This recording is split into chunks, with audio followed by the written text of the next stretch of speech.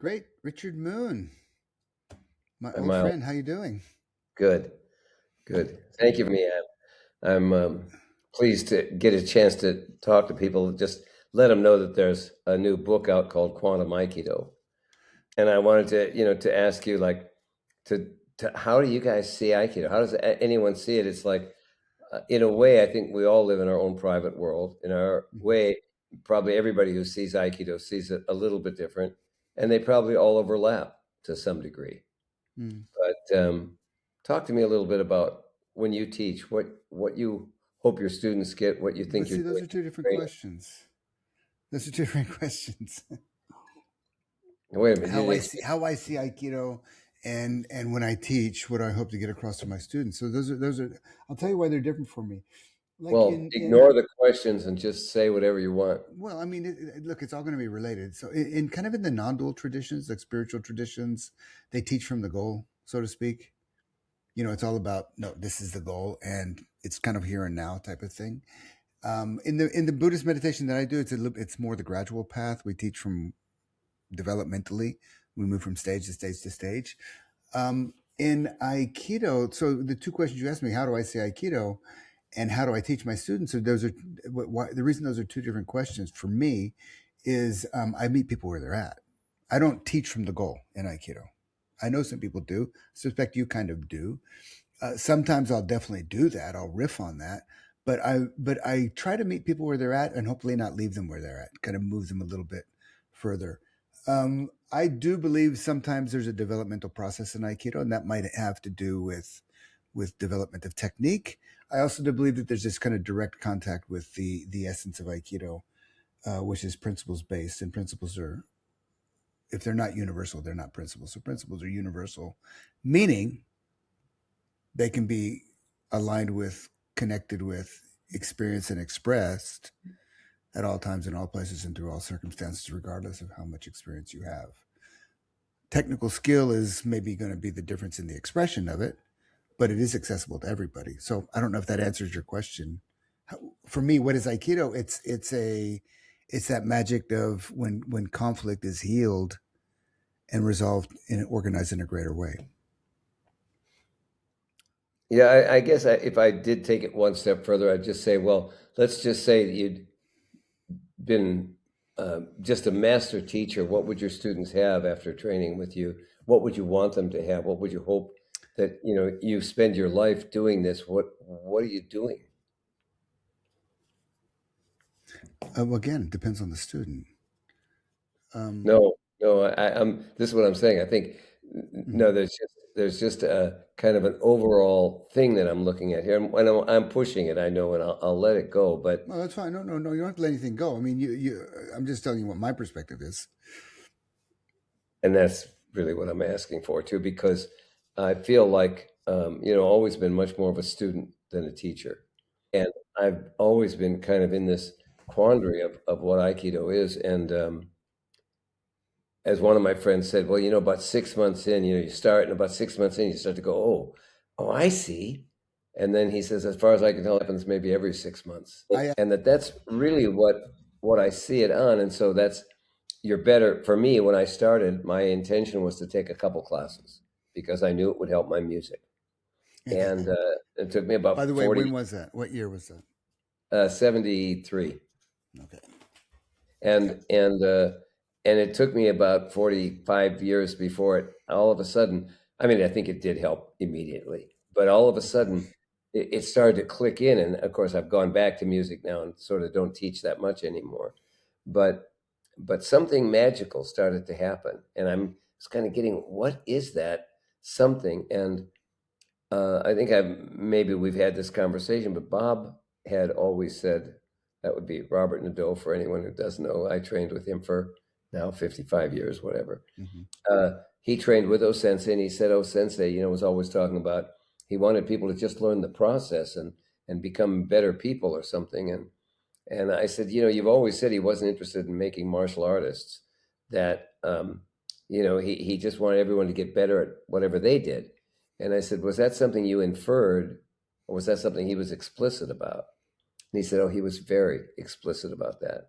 So my thinking in writing the book was trying to get what is it in the Aikido process that makes us a better person, a better partner in a relationship, a better parent, a better driver,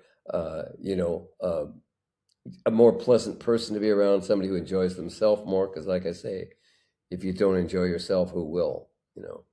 And Hmm. so that's where my focus has always But been that's behind. not necessarily quantum aikido. We're going to get to what quantum aikido means in a minute. But what I'm saying is somebody could walk a path in a pure way, a path of aikido, for example, and be a better person, be a better partner, be a better father, husband, sister, brother, whatever. But it doesn't necessarily they doesn't necessarily mean that they've contacted, integrated, and it can express the magic that we're talking about, that you're talking about. Well, Now, I would if they agree. can, and also I have to say, there are people who can express the magic and they're total assholes. Well, that's, I guess, the distinction I'm trying to make here is there are Okay. people who can do, shoot baskets like you can't believe, or people who can do Nikio or Mm-hmm. whatever, Waza, the techniques, or they're great fighters or whatever, but they're jerks. And and I didn't need to do that to become a jerk. I was already a jerk. I was trying to kind of But help that's me like be Sokaku Takeda. That's the story of Osentei's teacher, Takeda. He was a master by all accounts, absolutely. and he was just a son of a bitch killer. Yeah, yeah. And so, and I don't know that anyone else necessarily is in Aikido for that, but for me, it Hmm. really was about enjoying my life so that the reciprocating echoes that I created and put into the world were echoes of joy and not the bitterness or the hostility or whatever I had when I was, young and in school and hated it. Yeah. And But so why Aikido? Because I suspect if you were playing music or bowling, you'd gravitate around that same goal. What is it about Aikido that kind of what do you say emphasize well, that? that's what I was going to say. I think that you could do anything, but for me personally, and Yeah. I don't know Right. if this is necessarily true for anyone else, Okay. but for me personally, nothing puts the kind of pressure on you and gives you the feedback in the way that Aikido does. For me, the feedback of having a partner and all that work in the beginning. After a while, I don't think it matters that much. In But what context, though? Are you speaking well, I about mean, conflict and its resolution? The transformation of energy? well, what I would say is, the attacker gives you some pressure, however, whatever form, whatever, uh, and it represents any pressure that you face in your life. And Hmm. then the person who responds, the nage, the person who throws, um, it's incumbent on them to make something better happen out of the situation, to not just, uh, not get hurt, which is good. That's already better, but to Not hurt somehow the other, not hurt the other, and not which have is to a hurt anyone else. big ask. Yeah, in conflict. Right, or you don't engender bad feelings, and so the next time you see the person, you don't have to, you don't have those vibes between you. It's not a thing. Everything's fine, and Mhm. the Well, it's even more than that. I think it's whether you're the protagonist or the antagonist in a conflict, or you think you're one or the other. In a true resolution, you always come out of it thinking, "Wow, we just did something amazing." Everybody does, and everybody's satisfied. there's something much larger going on that I think Aikido did for me more than any music, even to some degree, although they're pretty close in a way. Certainly more than the other arts, and I trained half a dozen at least, and more than sports or anything like that. I like the something transformed, and for me, it was always about developing a higher sense of presence, like the famous in the Seven Samurai, where they hide behind the door with the club, and the Hmm. samurai could just feel it before they walked in. Hmm. That kind of when you walk into a room, how to move in a good way with it. And so I was looking for that kind of personal transformation, and he said the secret of Aikido is to harmonize ourselves with the movement of the universe and bring ourselves into accord with the universe itself. And so I say, when I say that to people, go places where they don't know me or they just mostly do technique. I think it sounds good, But the question is, how do you do that?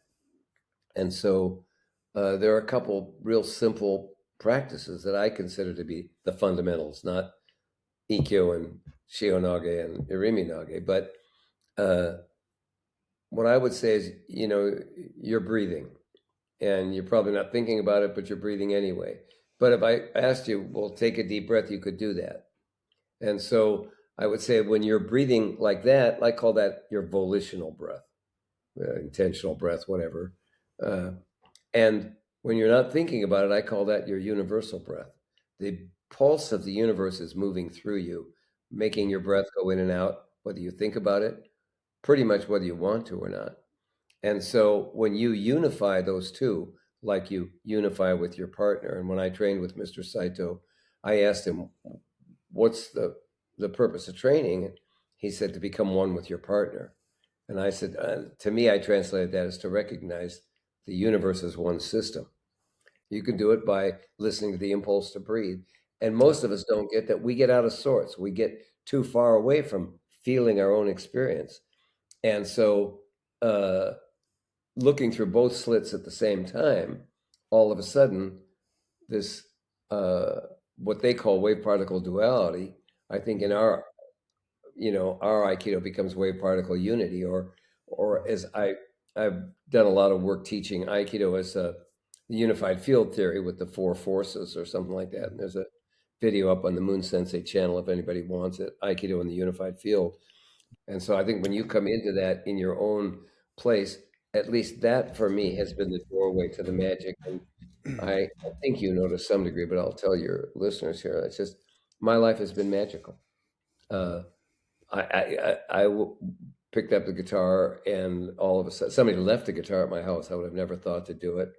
Started playing with it. Next thing I knew, I was hooked on the guitar, and I was into this music. Next thing I knew, I was in a band. We're out in San Francisco playing with the concerts at the same with the Grateful Dead and the whole event. And one of the guys in the band took me out and showed me a Tibetan breathing exercise. Blew my mind.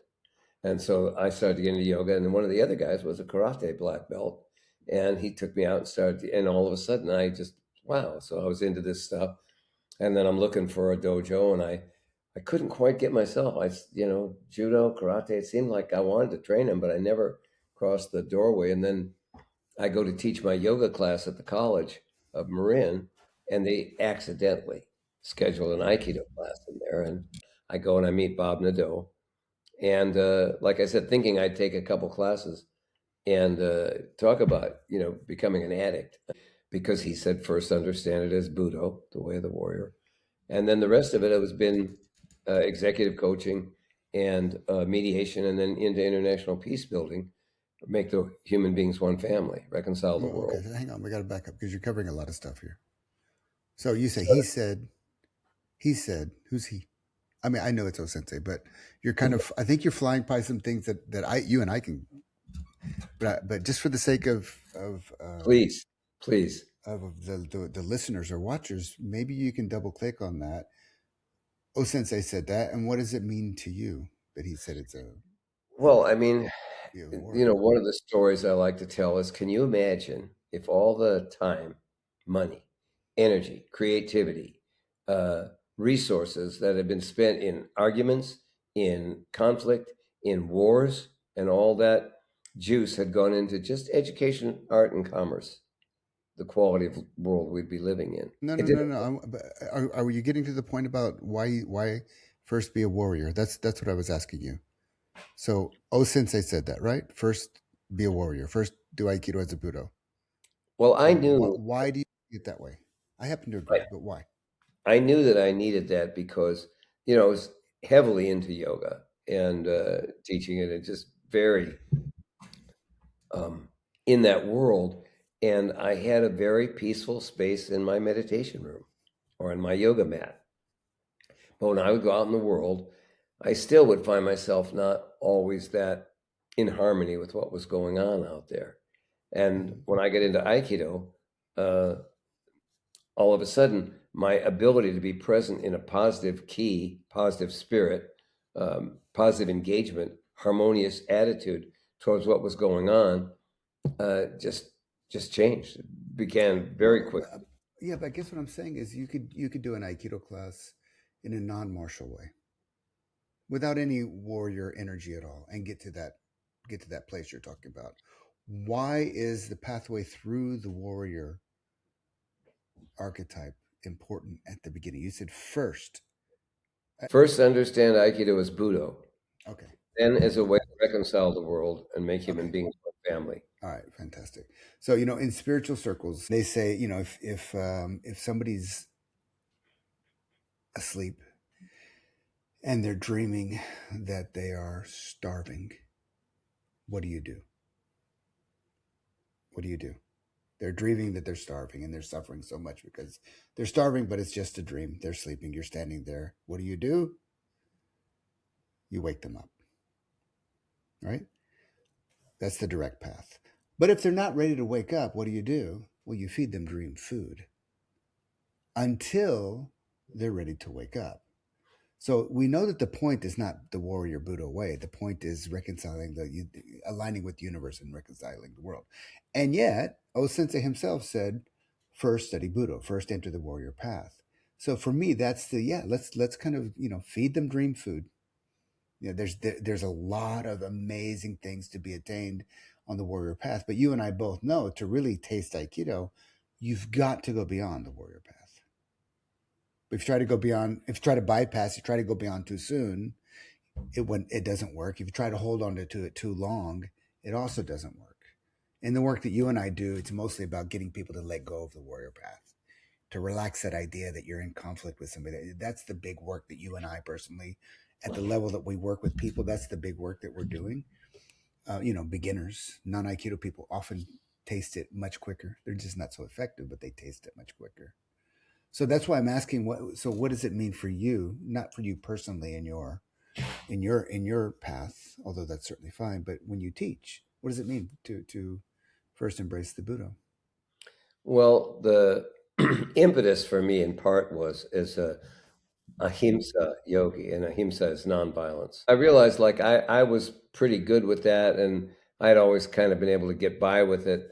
I've been lucky maybe, but then I had kids, and I realized like if there were any kind of whatever, I would want to have the warrior's edge to protect my children.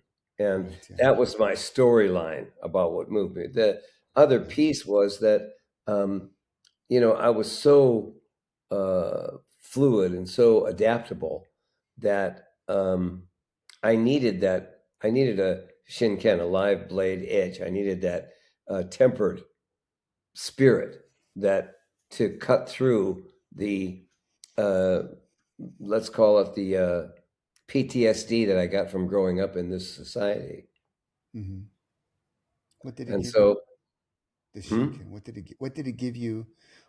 How did it contribute to your path and practice that led you to, this, whatever, 40 years later, where you started to access the magic?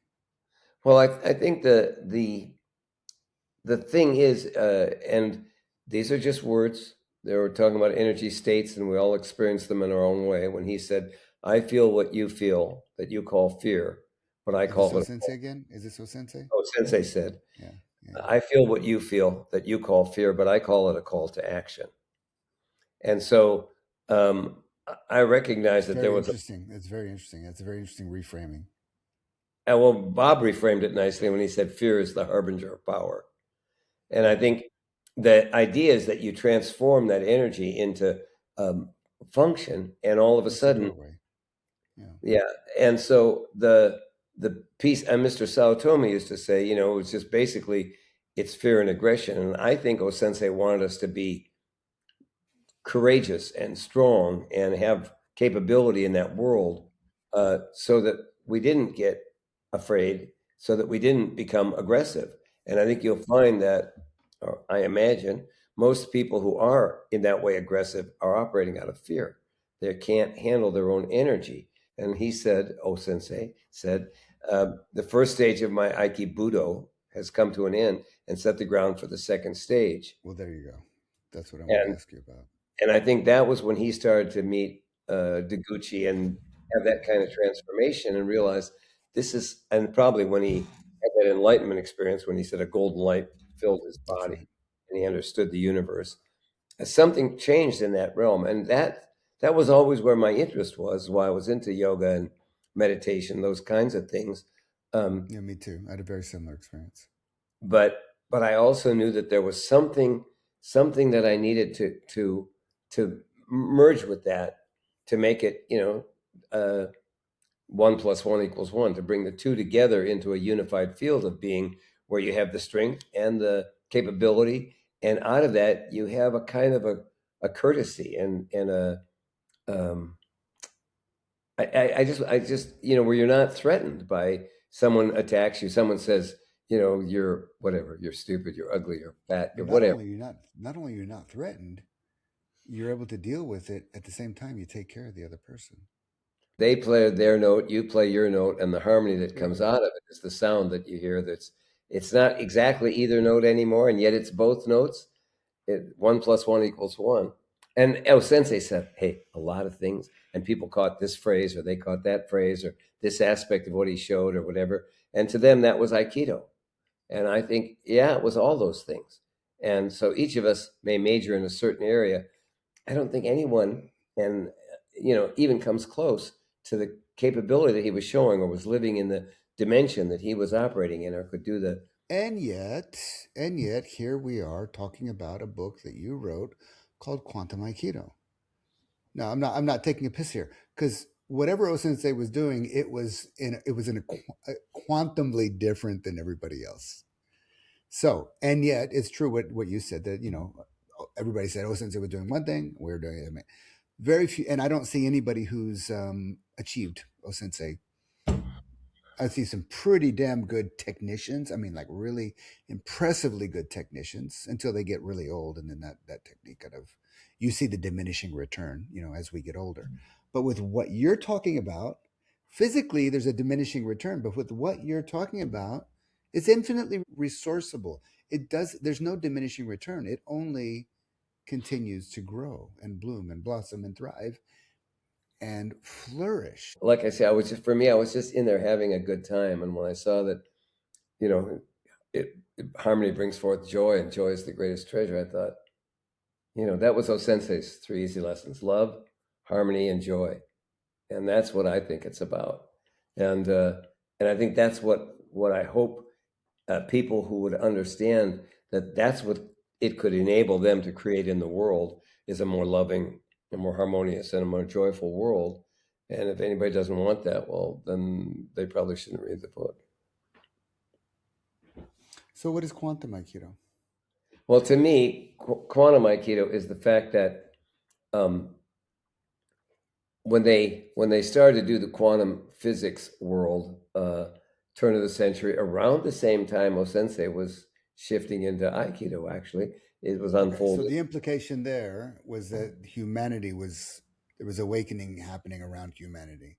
Jazz, Okay, uh, all of it. Turn of the 20th century, that first phase of the 20th century, the world started to shift, and like the '60s, '70s.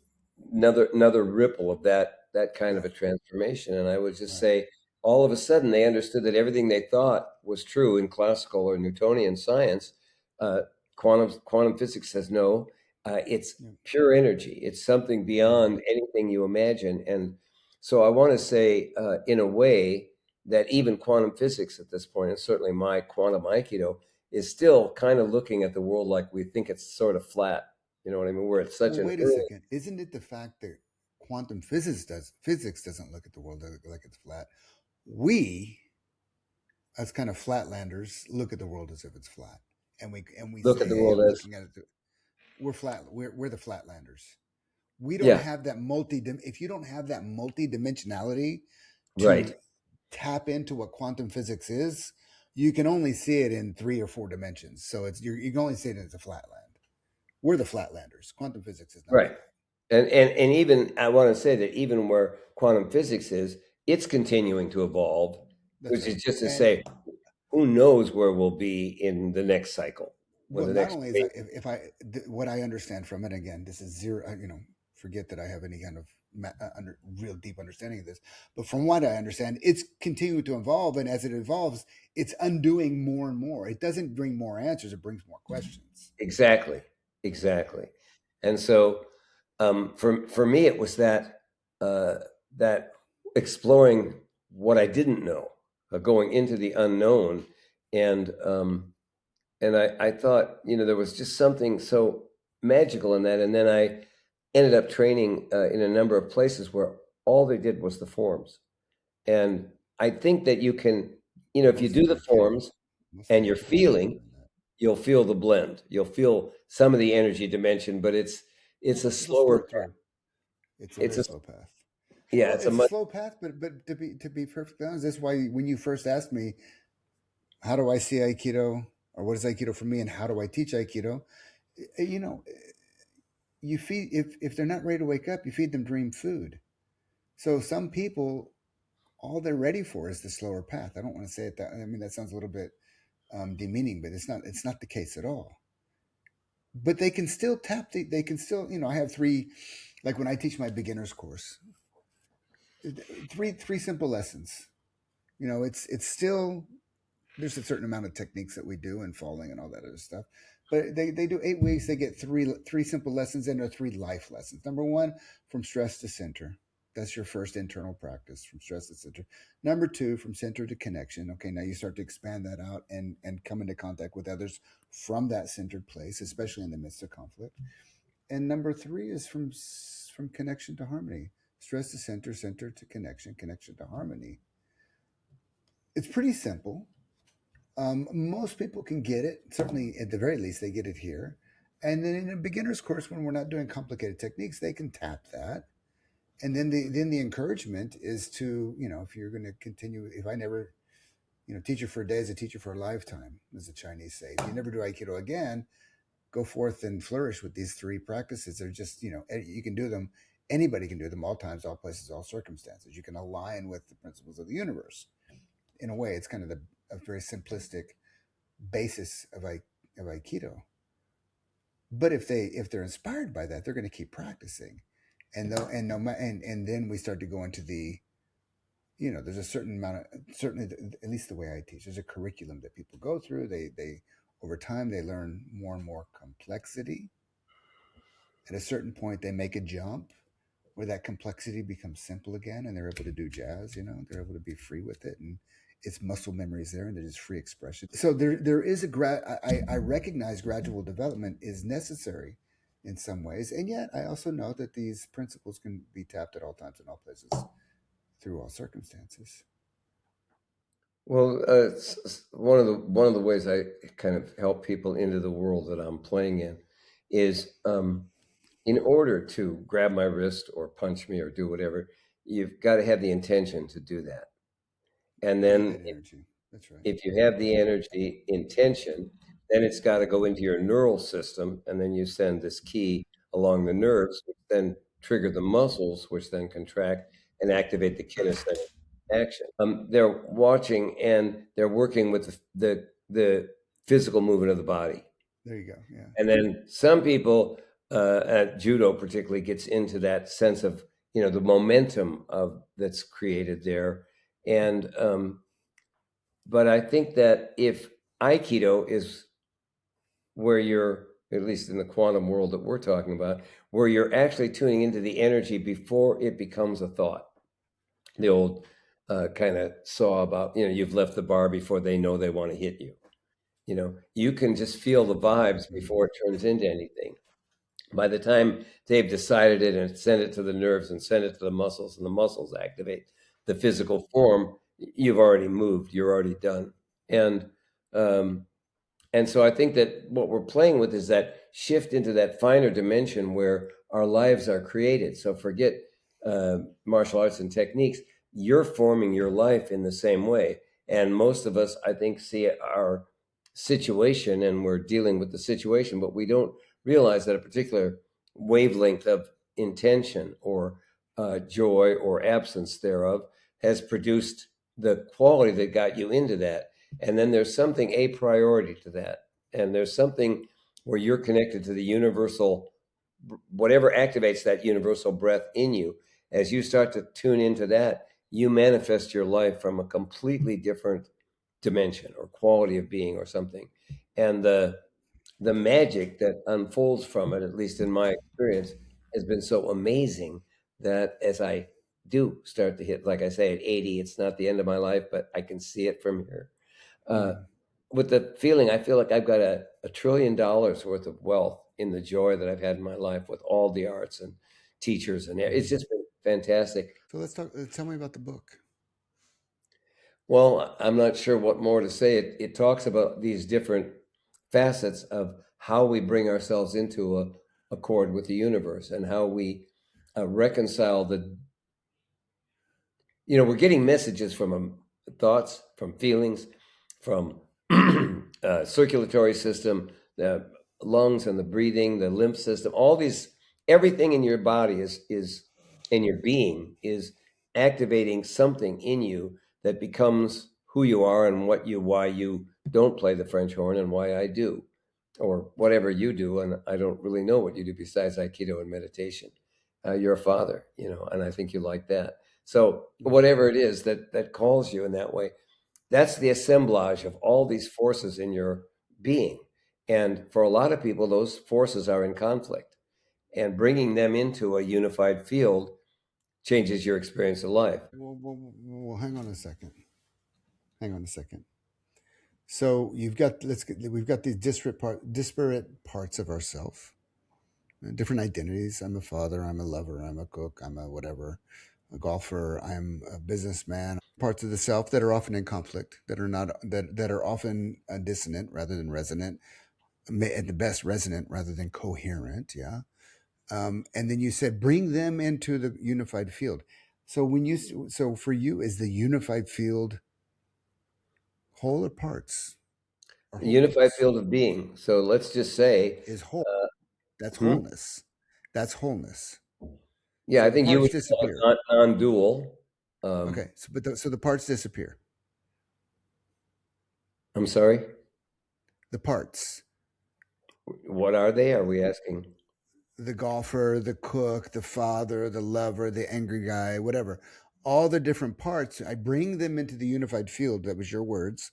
They disappear, and then I drop into oneness or wholeness. Well, I think what what I sense is that all of them manifest out of this single source. Well, since I use the phrase, all the problems in this world exist because people have forgotten that everything emanates from a single source. How do we Okay. get to that oneness within our own experience? But Because wait. How do we get back to the source? The source is the oneness. The single source is the oneness. Is that what you mean? Is that what you mean? these words are um, the best we can do to talk about what is an Yeah, but experiential process. I'm trying to understand. Everything comes from the singular source. How do we get to the oneness? Are you talking about the same thing? I think so. I think so. I mean, Yeah, who but are knows? you talking? Who knows what I mean? But but If you don't know, well, what I would say the is unified field knows what you mean. yeah, that's right. That's right. That the essence of who and what you are. It, where do you draw the line? Because you don't exist outside of this total universe, and it's not the room you're in, it's not the city you're in, it's not the planet, it's not the solar system, it's not the galaxy. It's trillions of galaxies, and we have no idea where that stops. But as long as you're having a sense of that kind of space, you're in a different place than when you're just in your little private little world, tight For about sure. So whatever let you're. me tell you where I'm coming from with this question. So there's the false self, the false, the non So, authentic, the false self. Miles, the history, a father, a brother, a sister, whatever. Everything I can say, oh, that's me, that's me, that's me, that's me. Me, Nasruddin. The Mullah Nasruddin went to the bank. You know Nasruddin, the wise fool Nasruddin, yeah, Nasruddin? goes to the bank and they Yeah. said, "How can I To have cash a the ID?" check. Okay, you got any ID? Pulls out a mirror. He says, yep, that's Yep, me. yep, it's me. It's Yeah, me. there you go. So all those things, yeah, that's me, that's me, that's me. That's the false self. Those are just identities. Okay, false self. Now, a spiritual practice is to get from the false self to the true self. We dissolve, step out of, align with, shift, state change into the universal self.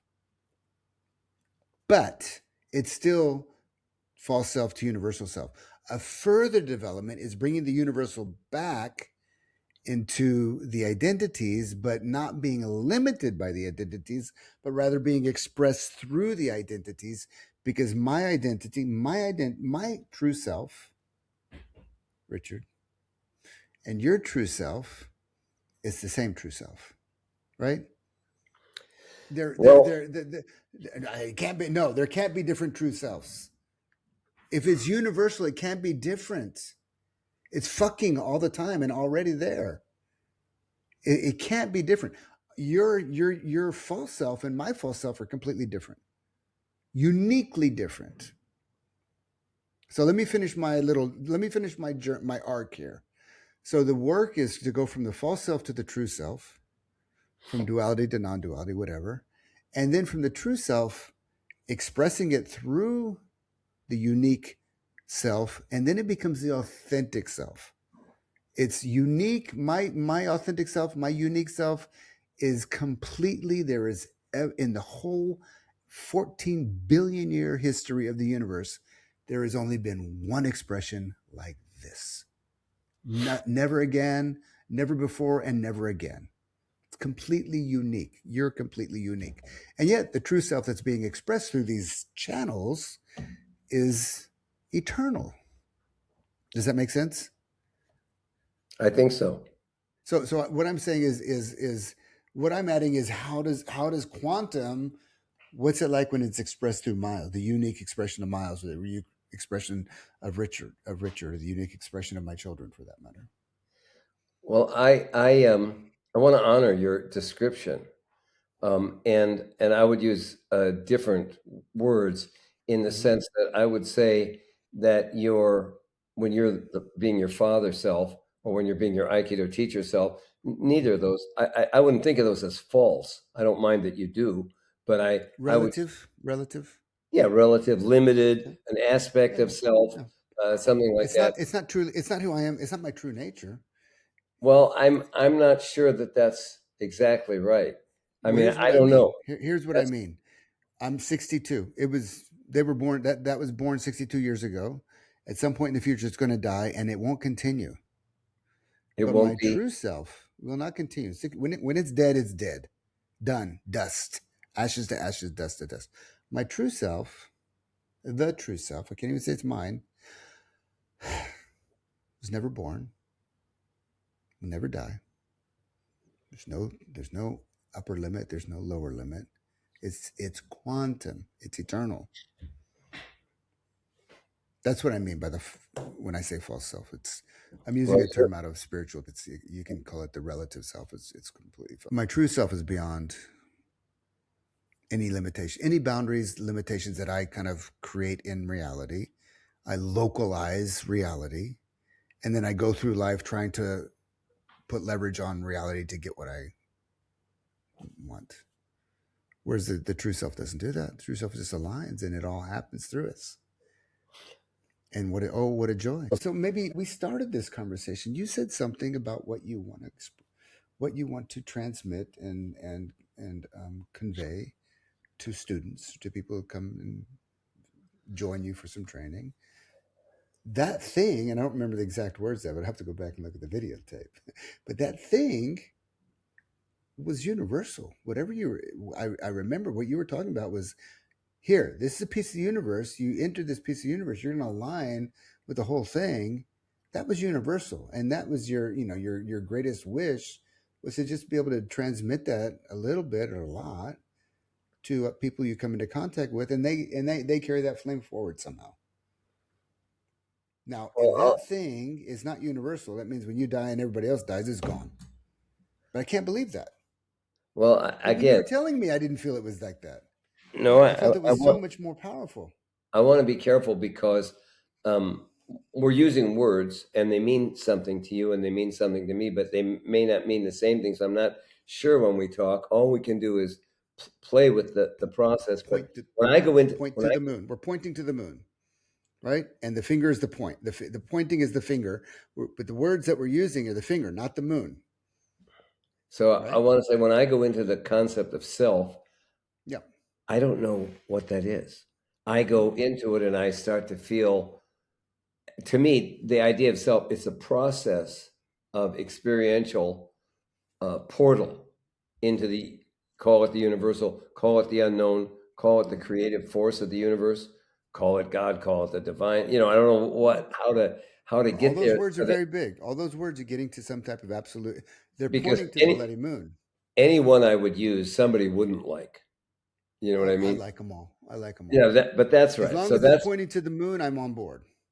So that's what I'm playing with, is just how do you let yourself recognize that while you're playing Cyrano in this particular play and you're playing Othello in that particular play, that really you're this actor who's playing all these roles, and you go back to this more essential self is the word I might use.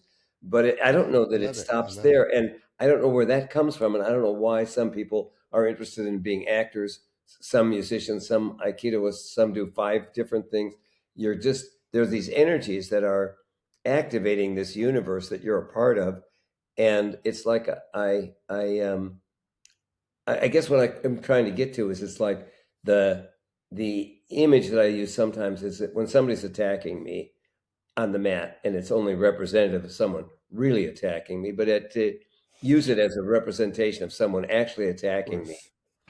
the first reaction I have is, I wish I was home in bed. I don't want to be here. I don't want to deal with pressure, kind of somebody yelling at me, whatever it is. And then the other part of me is, I just want to kill them instantly, take them out, one Hmm. strike, what.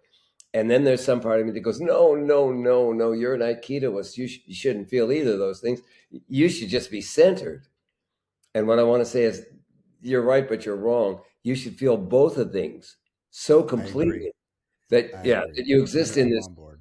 unified field of something that is centered then, and doesn't need to do, it's just okay with whatever unfolds, and it works to produce. I don't know if you sing at all, but when you sing with someone else and you hit that note where the two kind of, the harmonies are pretty good, and they get really good, and this, the overtone series starts to just throb. Well, that sense of your overtone series of being hitting that place where it's just, you love the harmony. And everybody, I think, I don't, it's not right, everybody, but almost everybody loves music. And it's just that thing that it happens for you. So that, to me, it's like having that sense of your your notes being in harmony, in a way, all the different forces in your system, in such a way that you're actually in harmony with the whole universal symphony.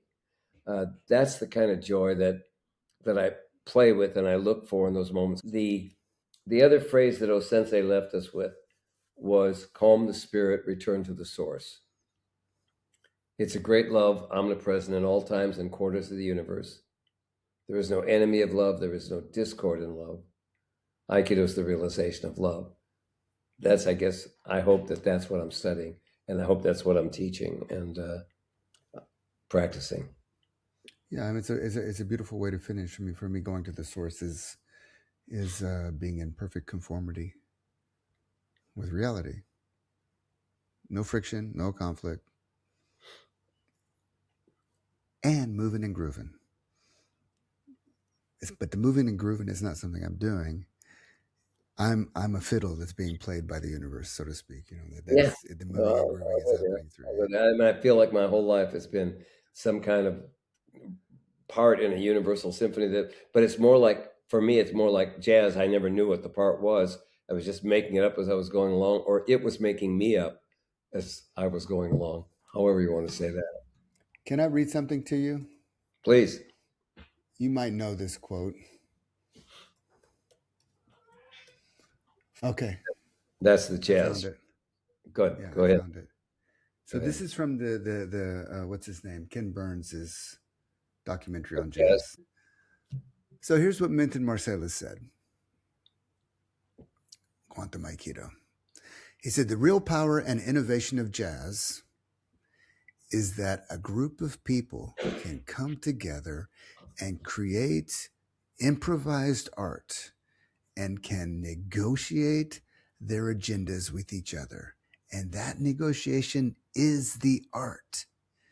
Jazz music celebrates life, human life, the range of it, the absurdity of it, the ignorance of it, the greatness of it, the intelligence of it, the sexuality of it, the profundity of it. It deals with it in all of its forms. It deals with it.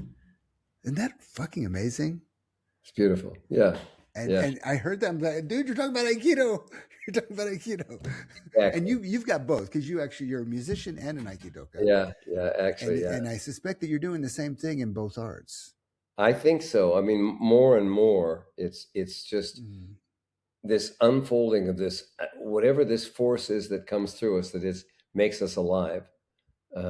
And whether it'll be there when we're dead or not, I don't know. But